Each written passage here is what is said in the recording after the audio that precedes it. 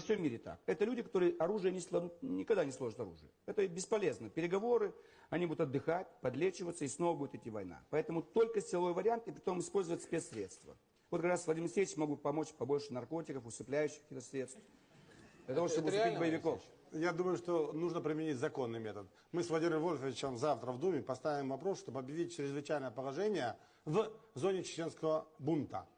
Выселим на основе закона, вернее, эвакуируем гражданское население на основе закона о чрезвычайном положении, расселим гражданское население, значит, дадим возможность пенсионерам получать зарплату, кто хочет работает, пусть детям в школу пойдут, чеченцев 300 тысяч молодых людей призовем в армию, у нас Северный Ледовитый океан, охранять некому.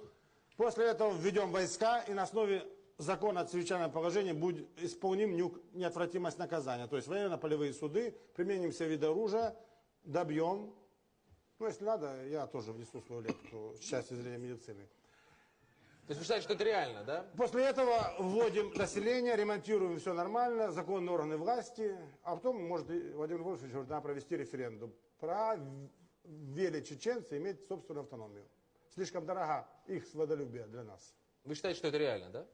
Но это единственный способ только вот, именно ликвидировать вооруженных боевиков. Их всего 4-5 тысяч, но почему должны миллионы страдать, тем более психологически. Каждый день по всем каналам Чечня, Чечня, ну дети уже вздрагивают. Надо запретить вообще эту тему. Не нужно об этом говорить, все, хватит. Ведь в Северной Ирландии то же самое, 26 лет, между прочим. Я почему говорю о длительной войне? Даже в Британии 26 лет идет война в Белфасте, и невозможно ее практически искоренить. Пока британцы силой что-нибудь не сделают, или Северная Ирландия не присоединится к Ирландской республике, но там есть необходимость. У Чечни нету другого государства, поэтому не к чему присоединяться. Их можно выдавить. В Турцию, там их полно, в Иордании их полно. И очень легко, если бы они ушли туда. А если они уйдут в Дагестан? В Дагестан они должны пройти мимо и уйти в Азербайджан.